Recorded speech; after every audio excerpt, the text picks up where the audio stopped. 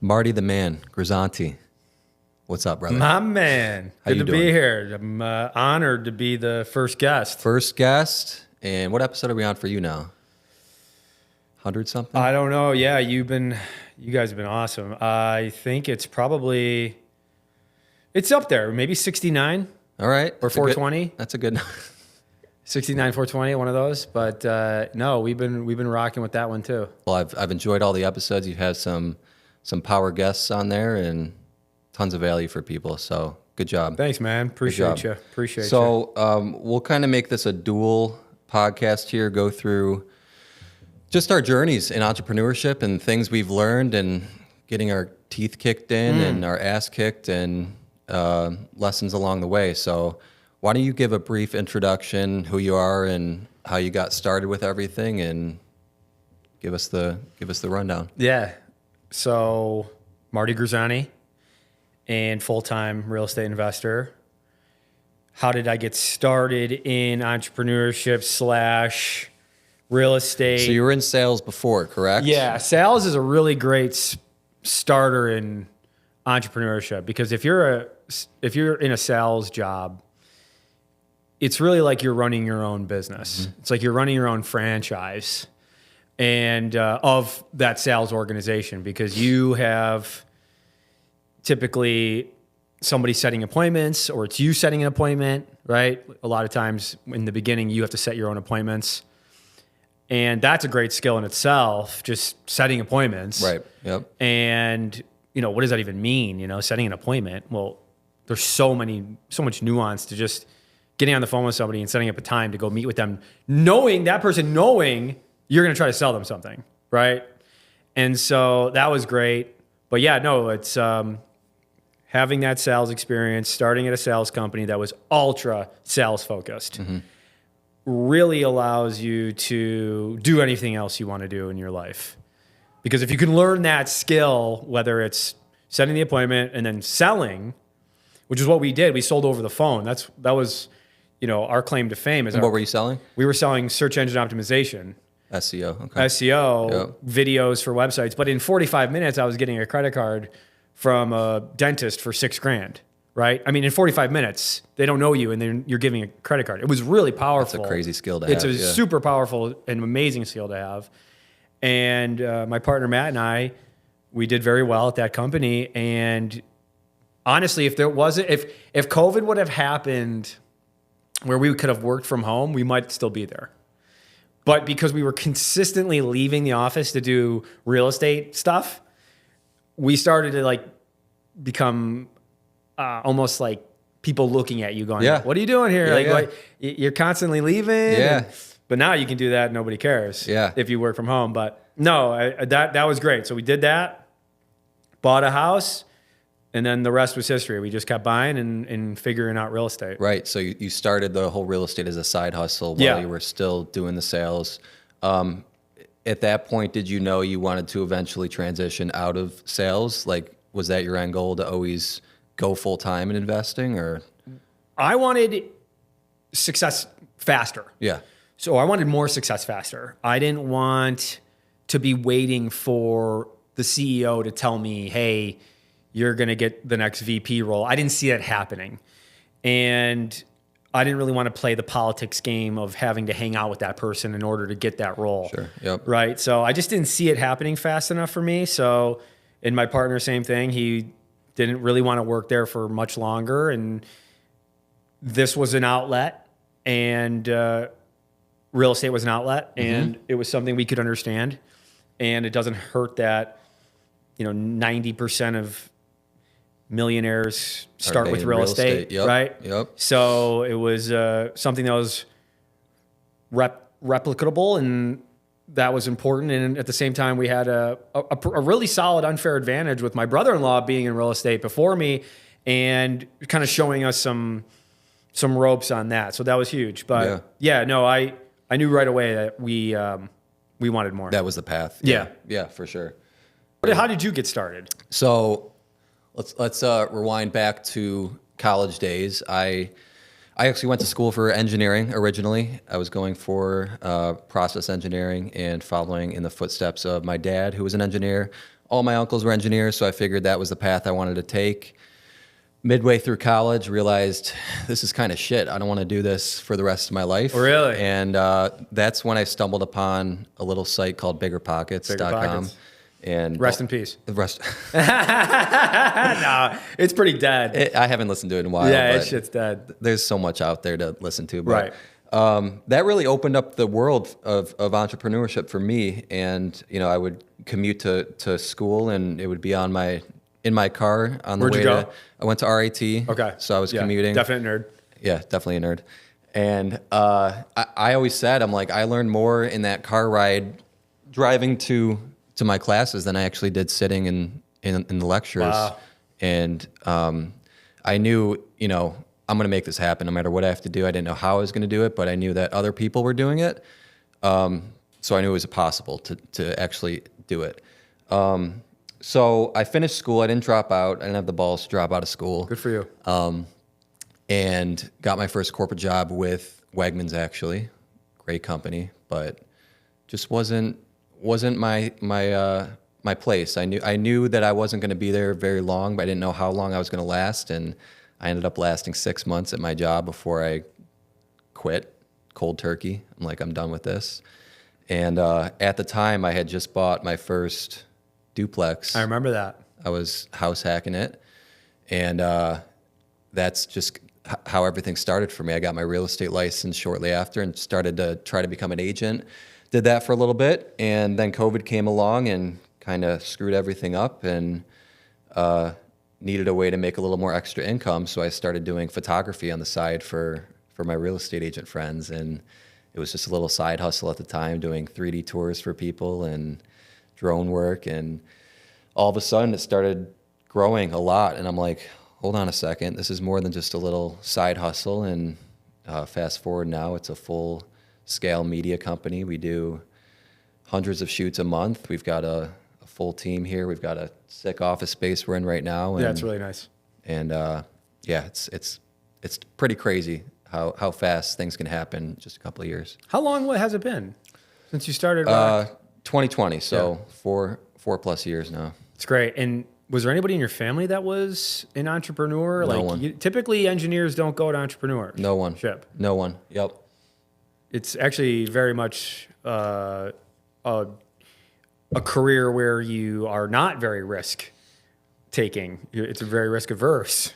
And I would say, I even as an engineer kind of mind, I was risk averse, but I was in so much. I don't want to call it pain, but it really was mental. Just working in a soul-sucking job that I hated. I knew that anything could be better, even if I had to take the risk to make it happen. So, and the other thing is, I was young. I still am young. This is the opportunity to do it. I'm not, married. I don't have kids. I don't have people to support. So it's just like, all right, like let's just go for it. And I did. Were your parents They were happy? They weren't happy, but they didn't not support me. Good. They definitely supported me. Did they believe in me? Maybe not, but I believed in myself, and that's really the only thing that mattered to me. So No doubt. yeah. No doubt. I love So that. that's kind of my story. But yeah, real estate is how kind of everything opened up for me. Real estate investing was the first entrepreneurial thing that I started absorbing knowledge about, and business in general was kind of further along and learning all that. But Are you still house hacking that property? I'm not anymore. I'm renting it as a normal rental. Complete now. rental Yep, now? Complete Yeah. rental now. I've since bought another rental, and then I have my primary that I'm living. So Excellent. Three units right now. That's beautiful. But I want to talk about our first deal. So let's transition back to you. What was your first deal, and how did it go? First deal was awesome. Where was it at? It was really funny. So it was a tax foreclosure, and not one where you buy at the footsteps. It was one that was not sold at the footsteps. So it went back to the lien holders, which was back in the day, you could get a lot of deals from companies like American Tax Funding. They would buy a lien and then foreclose on it, and then they would get the property.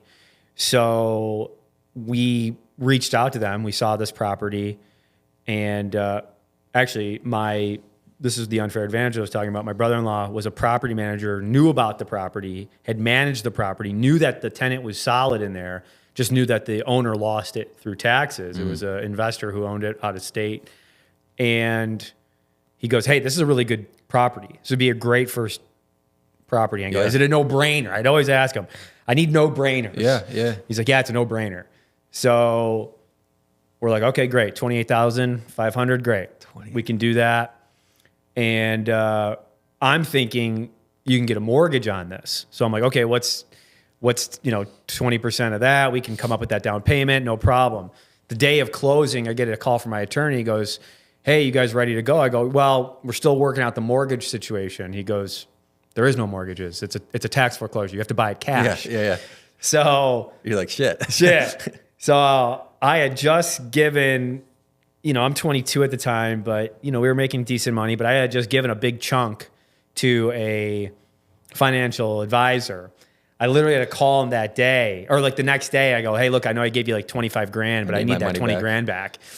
And my partner, Matt, who was a soldier with me, he had a little bit of money. He had just started at CGI. I had already been there for like 2 years. So I just had more money because I was working longer. And he's like, dude, this is all the money I have. I got 8 grand. So I had 20, he had 8. And we were able to buy the property. We were able to figure it out. And that was gnarly. And anyway, long story short, that was our first deal. And then we ended up selling it maybe like 3-4 years ago. Oh, you recently sold it. We recently sold it for like 70 grand. We had already refied it and then paid it down and sold it. So it was good. It was a very good learning lesson, and we ended up making some money off of it. Nice. So that was nice too. Yeah. No, that's a great, and I always hear people say, like, even if you don't hit a home run, make money on your first deal, just getting in the game is more valuable, the knowledge you learn from that first deal, than any profits or anything. No doubt. Yeah, no doubt. It's an exercise. Yeah. You got to get in the game. More reps you do, the better you get. Get in the arena. So let's talk about your flips, because I would say in our market specifically, you're really known for your flipping business. How many houses to date have you flipped? That's a good question. Do you know the number? I don't even know the number. I know we have 10 going on right now. Right now. And that's 10. A testament to my partner, Matt. He's the lifeblood. Is he really running the operations? Yeah, he is the construction, operations CEO. He does it all. He really does. And I help find him. Yeah. I help fund him. I help on that aspect. I run our sales team with our virtual sales people. But Matt is unbelievable, and we have 4 employees now that really help run the show, and we actually made 2 of them partners on Suplex. Awesome. So they're getting a piece of equity now, which is great because I want them to be working with us for longer. That's how I am too. Same thing. Same thing with you. You got to have people invested in your vision, and the only way to do that is to make them win when the business wins. Absolutely. So, totally agree with that. Yeah. No, that's great. So you actually also have given equity into your... I haven't given equity. I've given profit share. Profit share. Yep. I'm still the sole owner, but I'm very open to down the line giving actual equity too. But right now it's just profit sharing. Yeah, we'll keep that on the DL. Cut that out. No, I think it's important. We set up a 5-year plan for these guys because we want to have them running this. Eventually just be like a passive thing for you, and just something where they can build this thing. We want really good people, and if you want really good people, you got to be willing to do that. Yep. And so, and we know that we're onto some other opportunities on the commercial space that allows us to get creative and do something a little different. Flipping is an amazing thing. We still love it. It's still a very profitable business for us. It's our main stream of income, but long term, we see a lot of upside with large commercial apartments and industrial buildings, and that's where we really like to be right now. No doubt, yeah. And we'll talk about that because I want to dig into what you've been doing on the bigger deals. But let's talk about, say someone is in the situation maybe that you were in, at a job, they liked it. Like you liked your job, right? Yeah, I love my job. But maybe they want to explore other avenues in real estate investing. And I would say flipping houses or just trying to flip a house is one great way to try to get into the game. What would you say to that person who's trying to flip their first house in number one, finding the deal, and number two, making sure that it goes well? Like what are some words of wisdom for that first time investor trying to get into their first flip? So you want to have skill in one of the two things, which is either you're really good at finding deals, because you're not going to be able to find something typically on market that you can flip and make an exorbitant amount of money. You might be able to make a little bit of money, but you're not going to make money where you're able to leave a job typically when you flip a house. So you got to be really good at finding off-market properties. That's its own skill. Then there's another skill of how do you hire contractors? How do you how much should things cost? And having that skill on operations. We just lucked out where I was good at finding properties in off-market properties and running that, while my partner Matt was very good at, he was a contractor, so he knew his way around. He actually did the work the first one or two flips, right? So, but for somebody that is coming brand new into it, I would say find somebody that is a deal finder. Huge. Yep. Right? Find a deal finder. Somebody that's newer, but is very hungry. There's a lot of those guys, and they usually show up, a lot of guys and girls that usually show up to real estate meetups. And they're the people that are consistently there, like, hey, I'm a deal finder, that are consistently there, they're going to find deals. Yeah, they just need help executing on it. They just need help executing on it, and they need a shot. So that's somebody you want to talk to and become friends with and partner with. And then at the same time, there's contractors out there that they don't have that skill, and they don't have potentially the skill of, getting the money. So if you're a W-2 person, typically you have probably a decent background, and you have a decent, financial background, and that's big when you're looking at when hard money is looking at you, they go, well, what do you got for your W-2, right? So hard money person might go, all right, worst case scenario, I know you're going to be personally guaranteeing this loan, and you got a solid W-2. I'll give you a shot, if it's your first one. So you don't want to leave your job right away. And I think a lot of people make that mistake, right? Yeah. They want to get out as fast as they can, but holding on to that W-2, there's a lot of benefit to that. Absolutely. Yeah. Yeah. So those are the big things is, if you got a strong W-2, meet somebody who's, and really just showing up to those networking events, stuff will start to happen for you. If you are out there and this is something you want to do, you start attracting what you're looking for. It just happens that way. But that's what I would suggest, is starting to go to those networking meetings with real estate investors and start building partnerships. Yeah. Put yourself out there. Yeah. Yeah. Yeah. And you actually host a local meetup here as well, right? Yeah. Every last Thursday of the month, the Upstate New York Real Estate Investors group, and we have a great time, great group of people. It's pretty chill. Yeah. But there's deals being done there. There's going on there. Yeah. I've made partners in that group, and I've strengthened partnerships through that group, and so have other people. So it's a great group. And the Facebook group is huge. I mean, you guys got thousands of people in the Facebook group as and it's well. all over the state. Yeah, that's amazing. That's amazing.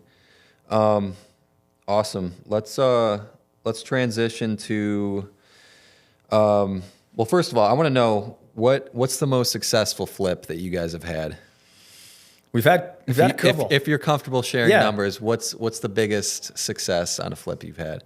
I think we've done like 150 here in Rochester. 150. Yeah. And what year was that? 2023.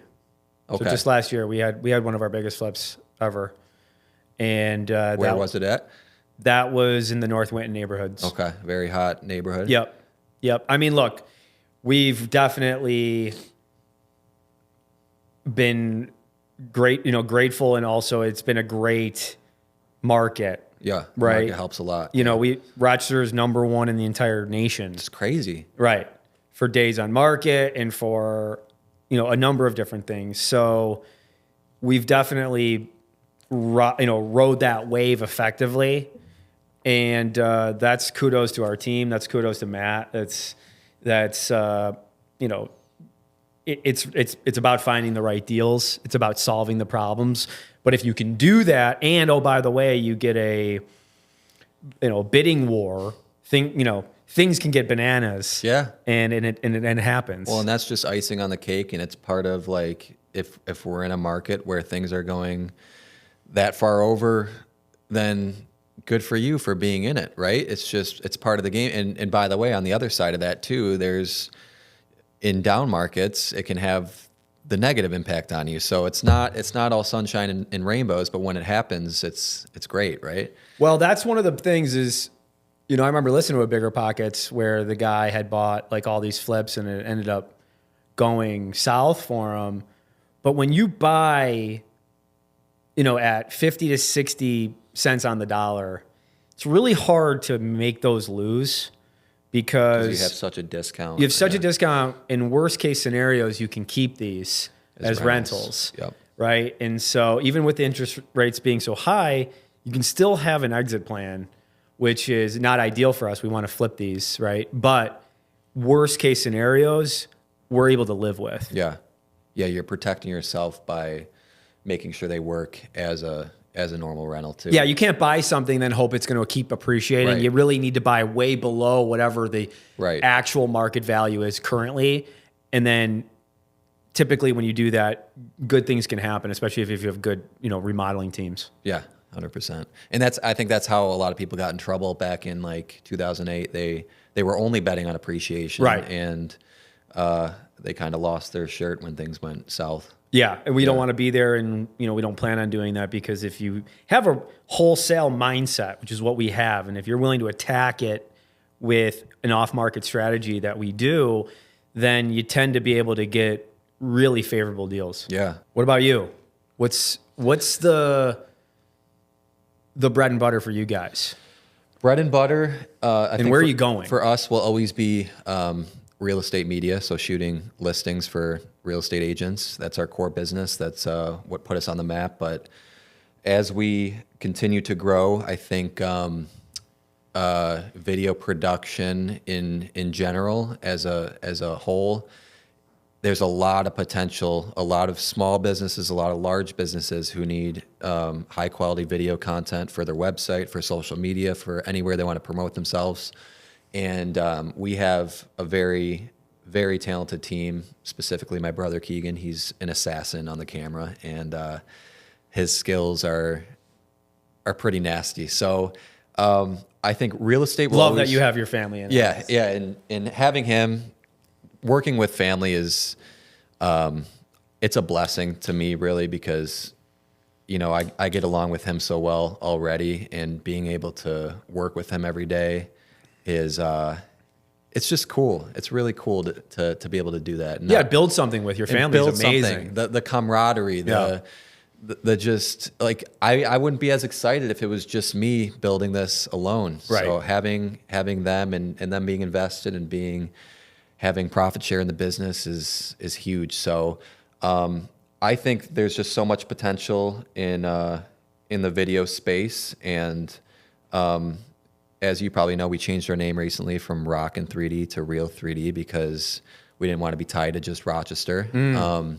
So I can see us doing high quality productions across the country at some point, and flying down and doing big shoots for companies who need content. And I think that could be the ultimate destination for us. I believe it. Yeah. I believe it. You guys have really stepped up the Rochester market. Like really the agents that work with you guys are on another level compared to the ones that don't. Yeah. And we've tried to build a brand that is so recognizable, and people know that because we're a premium service. Like, we're more expensive than the average real estate photographer here, but you're paying for the service, you're paying for the high quality media that you get with us, and the experience too. Like, it's just as important, the photo has to look good, but the agent also has to really enjoy working with you. And that's what I really push, is customer service. And I think that's what's allowed us to grow so much too.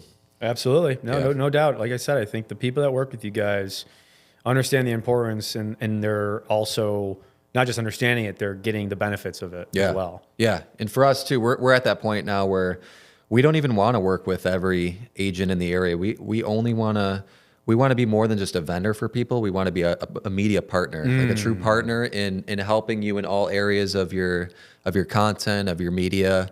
And not every agent has that mindset. No. Some are just, I want just the cheapest photographer to come shoot my house and see you at the next one. Like, we're not that company, and we don't want to be that company. So building partnerships and relationships is what I'm all about. Well, quality will always win. And so and people are always going to be willing to pay for the quality. And I think that's why our flips do well. And that's why your company is doing well, is because once you have a name in the community, they're willing to take that chance and say, hey, I'm willing to pay more, knowing that the quality is going to be there. Knowing you have a track record, knowing you deliver. Yeah, knowing that you deliver. And so many people, I feel like, skip out on quality, and they take the shortcut these days, where if you hold yourself to a standard, you're already separating yourself from the pack, and it's easy to win because people just don't put in the effort. You know what I mean? Correct. I agree. So let's talk about your future goals. I know you're really starting to get into bigger deals. You guys just bought a big apartment building recently, correct? Yeah. Yep. Congratulations. Thank you. Yeah. And so that's the more that we are in the business, commercial there's a lot of risk and there's a lot of reward if it's done appropriately, but it does take a lot of time. And it's a long game. It's a long process. It's the negotiations with the seller are longer. There's more upfront money with due diligence and making sure that, for instance, like soil is clean and all these different things that you might have to shell out 10, 15, 20,000 before the contract is done. Yeah. Right. And so that's scary. And it takes deep pockets to do it. Which in a way is good because it's a high barrier to entry and there's not as much competition, I would think, right? That's true. There definitely is a way higher barrier of entry. And, but at the same time, we're figuring it out and we're trying to make sure that we're doing it the right way. And I don't know if we've hit our niche yet in that just because it's so new, but we're willing. And it took us a while to figure out flipping. And it might take us a while to figure out the next step, but we're not going anywhere. Yeah. We're just going to keep battling. And that's the mindset to have. And when you have that mindset, I think you figure it out eventually. No matter how long it takes. Yeah. And that's awesome. So in terms of your bigger portfolio right now, what do you have so far? You have the apartment building. How many units, by the way, is that? That's 79 units. 79 units. And that's right in downtown Rochester here. And then you also have an industrial building as well. Yeah, we have a couple of industrial buildings, and we're buying a few more. And these are interesting. They're vacant, and they're, we look at, I'm a history guy, right? So I look at how did people start, right? How did Buckingham start? How did the Flom start, right? How did all these guys start? And, like the Buckingham started with just rundown old industrial buildings. Really? And, just like us, they started with residential, but when they moved into commercial, they started with industrial, and that was the bread and butter for Larry. And, it's one of those things where you try to find stuff that nobody wants. That's just like us in residential. Nobody wanted the majority of the deals that we buy. Nobody wants them because people all say they want value add until they walk in the door, right? You think you want value add, but value add it's tough and it's ugly and it's painful and it's... but that's where the value is. That's where the value is. But there's not a ton of where people go, well, I'm just going to raise rents and decrease expenses. That doesn't really happen that often. Those deals are really highly... Again, there's a lot of competition with those ones.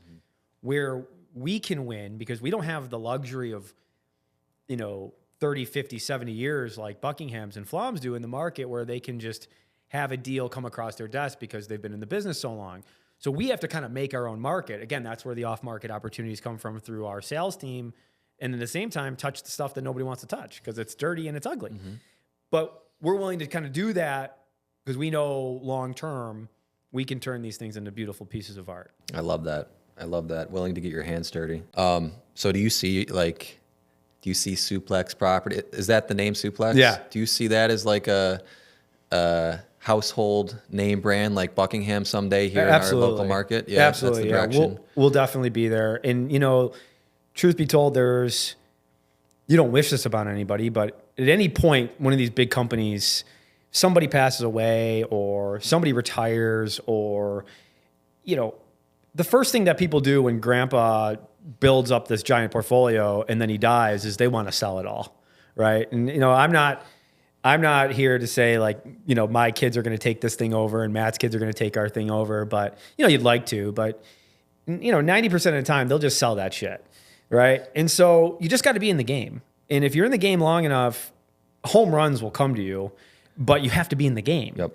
And so that's the way I see it is, yes, we're going to be a household name for the good. And at the same time, if we stay in it long enough and we keep our nose clean and we are willing to do the things that no one's, wanting to do or willing to do, and we're keeping our reputation, then only good can come of it. That's it. One last question. Any favorite book that has had a huge impact on your life? I know we all talk about the Rich Dad, Poor Dads, all those books. Is there any one specific one that's really changed a mindset or really opened things up for you that you have in mind?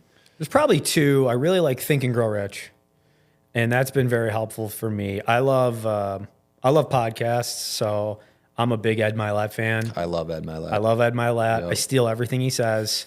And I try to give him a hashtag after I say it on social media.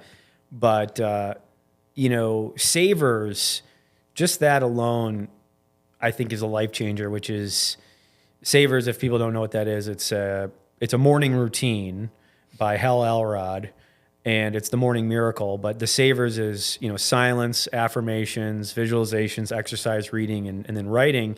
And even if you just do 3 or 4 of those things every morning, right? Like 10 minutes of reading, 10 minutes of a workout, and 10 minutes of an affirmation, your life can change. And so I think that is what I would say is not so much of a book, but more of a routine. And if you can stick to that, I think great things can happen. Have you been doing that every morning? I don't do it consistent. I don't do all 10 of those or 5 of those things every morning, but I'm always doing I do my affirmations every day.